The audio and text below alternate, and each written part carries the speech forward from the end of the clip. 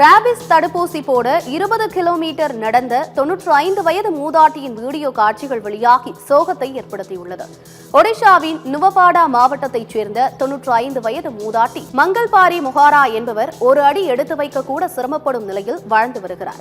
இந்த சூழலில் மூதாட்டி முகாராவை ஒரு நாய் கடித்தது.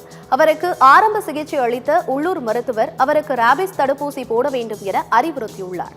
இதனால் மூதாட்டி முகாரா தடுப்பூசி போடுவதற்காக தனது கிராமத்திற்கு அருகிலுள்ள சீன பள்ளி சமூக சுகாதார மையத்திற்கு செல்ல திட்டமிட்டார்.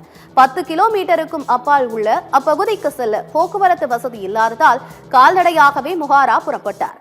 ஒருபுறம் வயது முதிர்வு, மறுபுறம் நாய் கடித்த காயம் ஆகியவற்றால் அவர் நடப்பதற்கு மிகவும் சிரமப்பட்ட நிலையில் ஒரு வழியாக அவர் இலக்கை அடைந்து ராபிஸ் தடுப்பூசி செலுத்திக் கொண்டார். பின்னர் மீண்டும் 10 கிலோமீட்டர் தூரம் மெதுவாக நடந்து தனது வீட்டை அடைந்தார். தற்போது இதுகுறித்த காட்சிகள் இணையத்தில் பரவி வரும் நிலையில் அப்பகுதியில் உரிய போக்குவரத்து வசதிகளை செய்து தர சமூக ஆர்வலர்கள் கோரிக்கை விடுத்துள்ளனர்.